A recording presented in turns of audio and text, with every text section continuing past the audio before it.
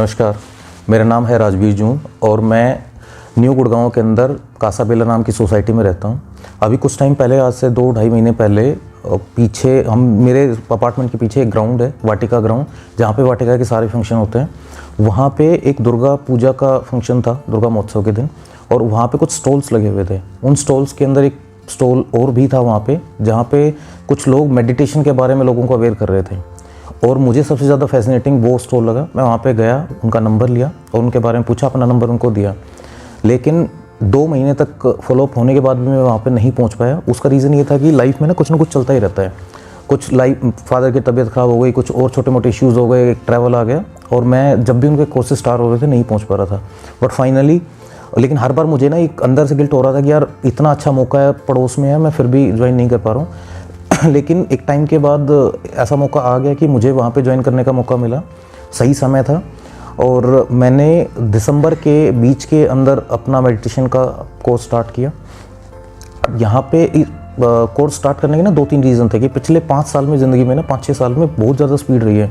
सिर्फ एक ही चीज़ दिखती थी, काम काम, सक्सेस, प्रोफेशन, बस। सुबह से लेकर शाम तक, मतलब सुबह मेरा रूटीन था 9:30 बजे के आसपास उठना, उठते ही हाथ में कॉफ़ी का कप लेके, और शाम को मतलब बज जाते थे शायद 10-11 बजे, और काम कभी ख़त्म नहीं होता था और लगे रहते थे। मुझे अपना काम बड़ा पसंद है और सिर्फ उसी में सुकून मिलता था। लेकिन काम के आगे पीछे कुछ भी नहीं दिखता था। परिवार या बच्चे भी अगर बात करते थे तो भी इरिटेशन होती थी, या बाहर का, तो वो काम का स्ट्रेस ना मैनेज नहीं हो पा रहा था। और उस स्ट्रेस के चलते एक दिमाग पे ना बोझ सा बन गया था, और एक जो ज़िंदगी में खुशी आती छोटे छोटे इवेंट को लेके, वो खुशी आना बंद हो गई थी। कोई भी अगर अच्छा भी इवेंट हो रहा है, शादी फंक्शन है, त्यौहार आ रहे हैं, तो उसके ना कोई एक्साइटमेंट नहीं होती थी। और ये चीज़ ऐसी नहीं है कि आप मतलब स्पेशली खुश होते हो, ये ऑटोमेटिकली वाइब्स के हिसाब से हो जाती हैं।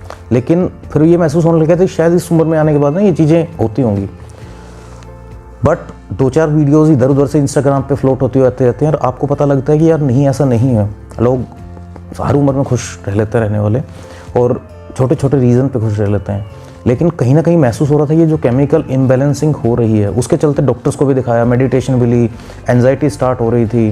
छोटी छोटी चीज़ों को लेकर जब घबराहट होती थी, तो वो लोगों को हल्की घबराहट होती है, 10-20 मिनट के लिए होती है, मुझे 2-2, 3-3 घंटे के लिए रहती थी, और वो एक्सट्रीम लेवल घबराहट थी। उसी तरह नींद आने में परेशानी होना, उसी तरह मूड ख़राब होना। अगर गुस्सा आता है तो फिर लोगों को जितना गुस्सा आता है उसके 10x गुस्सा, 11x। हालांकि ऐसा कोई मेजरमेंट का स्केल नहीं था, बट फिर भी वो गुस्सा आने के बाद भी ना 3-4-5 घंटे तक मूड ख़राब रहना, जो कि नॉर्मली एक हेल्दी आदमी का शायद उतना नहीं रहता है।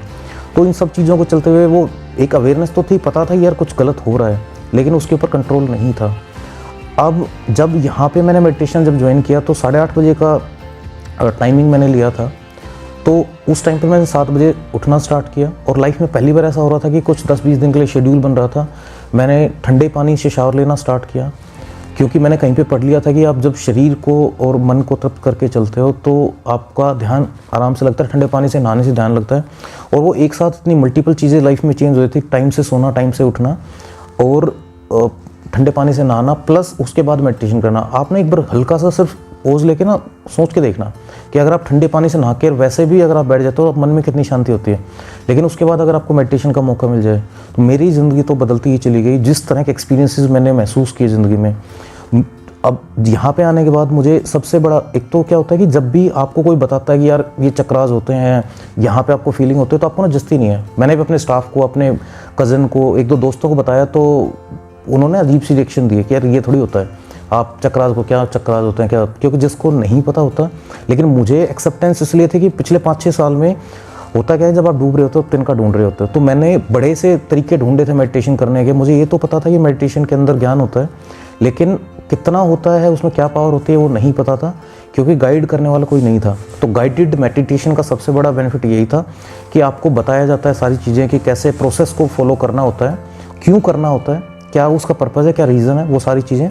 और यहाँ पे जब मैंने पर्सनली, मतलब मेरा एक्सपीरियंस, ये हर किसी का अपना डिफरेंट हो सकता है, जब यहाँ पे मैंने सोनाली जी के साथ में मेडिटेशन, गाइडेड मेडिटेशन स्टार्ट की, तो जब मुझे इनका बैकग्राउंड पता लगा कि वो प्रोफेशनली डॉक्टर हैं और हर चीज़ को साइंटिफिक तरीके से बताते हैं कि बॉडी के अंदर कहाँ पे कौन से केमिकल कैसे चेंज होते हैं, जब आप मेडिटेशन करते हो तो कौन से केमिकल रिलीज़ होते हैं जो आपको अच्छी फीलिंग देते हैं। और उतने के बाद ना आपके दिमाग के जो है चीज़ें तो सॉर्ट होने लग गई, प्लस वो आध्यात्मिक ज्ञान भी उस लेवल का रखते हैं कि उन्होंने बताया कुछ चीज़ें कि कहाँ पे ज़िंदगी में रिश्तों को संभालने के लिए क्या चीज़ ज़रूरी होती है। उनके हर एक शब्द, हर एक लाइन मेरे दिल दिमाग में उतरती चली गई। मुझे अपनी उलझनों के जवाब मिलते चले गए। मुझे साथ में ये भी जवाब मिलता चला गया कि आपको क्यों अध्यात्म की किताबें पढ़नी चाहिए। मतलब मैं बहुत ज़्यादा स्पिरिचुअल ना था, ना कभी मतलब इतना रहा था, बट अभी मुझे इन चीज़ों में एक इंटरेस्ट आना स्टार्ट हो गया। मेरा अभी मन करता है वेदों को, पुराणों को पढ़ने का, गीता को पढ़ने का। मेरे घर में गीता रखी हुई है, बट वो सिर्फ सजाने के लिए रखी हुई है, मैंने कभी पढ़ा नहीं। मुझे ये तो पता था, कहीं पे मैंने इंस्पायर होकर ये खरीद ली थी कि गीता में सारे सवालों के जवाब मिलते हैं, लेकिन ये नहीं पता था कि क्यों मिलते हैं। बट यहाँ पे आने के बाद वो सब कुछ पता लगा कि गीता का ज्ञान क्या है, उसका सार क्या है, क्यों आपको सारे जवाब मिलते हैं, क्यों दिमाग में इतनी उलझनें होती हैं। तो जब आप मेडिटेशन करते हो तो वो आपको ना क्रिस्टल क्लियर एक सोचने का तरीका देता है। आपका जो दिमाग है वो शांत होता चला जाता है, और एक कहा जाता है कि आप ना हमेशा शांत दिमाग के अंदर अच्छे फैसले ले पाते हैं। तो मेरा पर्सनली 20-21 दिन का जो एक्सपीरियंस रहा, उसके बाद मेरा बच्चों के साथ खेलने का मन करता है। बच्चे जिद भी करते हैं तो मुझे गुस्सा नहीं आता है। पहले हल्की सी छोटी सी जिद के ऊपर गुस्सा आ जाता था। अगर मैंने कोई चीज़ 2 बार रिपीट की, उसके बाद अगर तीसरी बार नहीं माना तो मैं बच्चों को पीट देता था। लेकिन अभी बच्चों के अंदर वो मासूमियत दोबारा दिखनी स्टार्ट हो गई है। बच्चे का कुछ खाने का मन है तो उसके हिसाब से सोचा जाता है, पहले मैं अपने दिमाग के हिसाब से सोचता था। चीज़ें चेंज हो रही हैं, बहुत सी चीज़ें चेंज हुई हैं। इमोशनल लेवल पे, मेंटल लेवल पे नींद अच्छी आनी स्टार्ट हो गई है। उसके अलावा अगर मैं बात करूँ, भूख मेरी बढ़ गई है। एक अजीब सा शांति रहती है। एनर्जी लेवल जो था, हर एक आज किसी काम को करने के लिए एनर्जी जितनी चाहिए उतनी एनर्जी एक एक्स्ट्रा फील होती है। आगे का फ्यूचर का कुछ स्कोप दिखाई देता है। पहले लाइफ बस जितना चल रही है उतना चल रही थी, आज ना मेरे पास आगे के प्लान्स हैं। मैं सोच पा रहा हूँ कि आगे क्या करना है, गोल सेटिंग करनी स्टार्ट कर दी। तो ऐसे बड़े से बदलाव हुए हैं ज़िंदगी में। और मेरा मतलब पर्सनली ऐसा है कि कई बार जब तक कोई बताता तो हमें ना चीज़ें समझ में नहीं आती। तो अगर कभी मौका मिले, कहीं पे भी आप किसी भी कोने में हो शहर के, आप ऑनलाइन ज्वाइन कर सकते हो, ऑफलाइन कर सकते हो। आपको जो बंदा जहाँ समझ में आता है, अगर आपको लगता है कि एक्सेप्टेंस है और आपको कोई चीज़ समझ में आती है तो इसको ज्वाइन कीजिए। मैं इस सुकून को ढूंढ रहा था कहीं ऋषिकेश की गलियों में कि ऋषिकेश जाऊँगा। मैंने पिछले साल में ना 3-4 बार ऋषिकेश में ट्रैवल किया सिर्फ मेडिटेशन के लिए। बट वो कहते हैं ना कि किसी को घर से निकलते ही मिल गई मंजिल, कोई ज़िंदगी भर सफ़र में रहा। तो मुझे घर से निकलते ही 1 किलोमीटर के अंदर अंदर वो मंजिल मिल गई, वो सुकून मिल गया, वो ज्ञान मिल गया, जिसकी तलाश में मैं ऋषिकेश तक, मनाली तक भी घूमा था। तो मैं सभी से रिकमेंड करूँगा, एटलीस्ट जो न्यू गुड़गांव में है, 2, 3, 4, 5 किलोमीटर के एरिया में है, वो सोनाली जी से मतलब पर्सनली मिल के जो मेडिटेशन करने के कोर्स उनको ज्वाइन करने की कोशिश करें। एटलीस्ट डेमो लेके देखें 1-2-3 दिन का। और मैंने एक चीज़ और भी महसूस की है कि स्टार्टिंग में आपको कोई फीस नहीं देनी होती। जब आपको खुद लगता है 2-3-4-5 दिन के बाद कि ये चीज़ें वर्थ हैं, तब आप फीस दीजिए।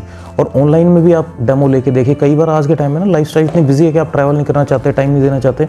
जहाँ पे भी आपको लगे आप अपना समय निकालिए, ऑनलाइन का समय निकालिए, और आप यकीन मानिए कि आपकी ज़िंदगी ना बदलती चली जाएगी। मेरी ज़िंदगी बदली है और मैं पर्सनली ये चाहता हूँ कि सभी की ज़िंदगी बदले।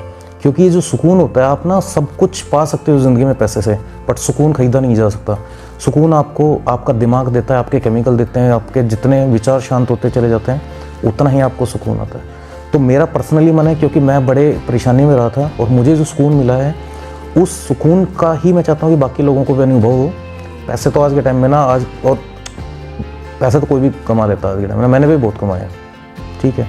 तो अल्टीमेटली अपना समय निकालें अपने खुद के लिए, क्योंकि जब आपका मानसिक संतुलन बना रहेगा तभी आप खुद से प्यार कर पाओगे, और जो खुद से प्यार कर पाओगे तभी आप दूसरों को प्यार दे पाओगे। इसी के साथ